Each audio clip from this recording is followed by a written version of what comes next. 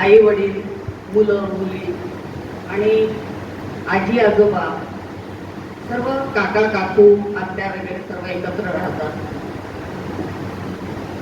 आपल्या भारतीय संस्कृतीत म्हटलं जाते वसुधैव कुटुंबकम, म्हणजे हे विश्वचे एक परिवार आहे आणि याचा अर्थ संपूर्ण विश्वच हा एक परिवार आहे.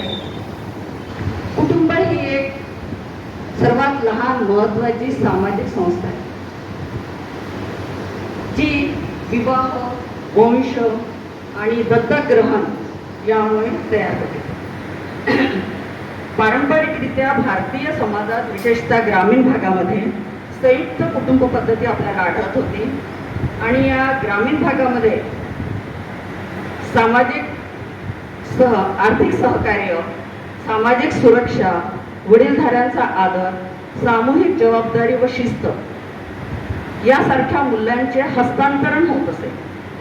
परंतु कुटुंबात वेगवेगळ्या नात्यांची आणि वेगवेगळ्या स्वभावांची व्यक्ती एकत्र येतात तेव्हा त्यांच्यात वादविवाद होणारच आणि वादविवाद होऊनही ते एकत्र राहतात. सुखदुःखामध्ये ते एकत्र राहतात, एकमेकांना साथ देतात आणि दुःख सहन करण्याची शक्ती सुद्धा त्यांना या कुटुंबातूनच मिळते. कुटुंबामध्ये प्रेम, जिव्हाळा, आपुलकी या भावनिक शिकवण आपल्याला या कुटुंबातूनच मिळते. कुटुंब हा प्रत्येक व्यक्तीचा एक आधार असतो.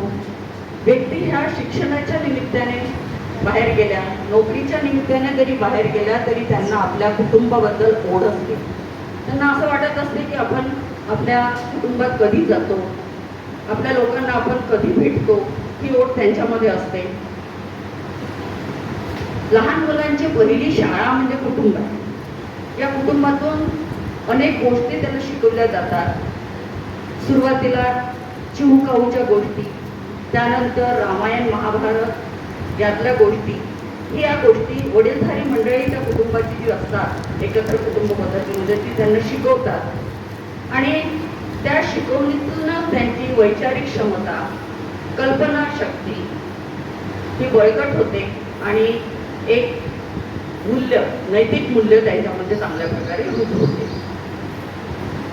आजच्या नवीन पिढीमध्ये शहरीकरणामुळे आणि नोकरीमुळे मुलं बाहेर गेलेली आहे आणि विभक्त कुटुंब पद्धतीचा, एकत्र कुटुंब पद्धतीचा ऱ्हास होऊन विभक्त कुटुंब पद्धती आलेली आहे आणि या कुटुंबातील आपल्या व्यक्तीला आपल्या मुलांकडे लक्ष द्यायला वेळ नाही आहे.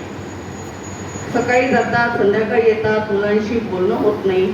मग ही लहान मुलं जी आहेत ती मोबाईलच्या ह्याच्यामध्ये आपल्या दुनियेमध्ये ती असतात. त्यामुळे मोबाईलचा हा अवास्तव जगामध्ये ती वावरत असतात. तर दुसरीकडे आपल्याला पाहायला मिळते की कुटुंबामध्ये म्हातारी लोक आहेत, वडीलधारी मंडळी आहेत आणि ती एका दोघंच राहतात.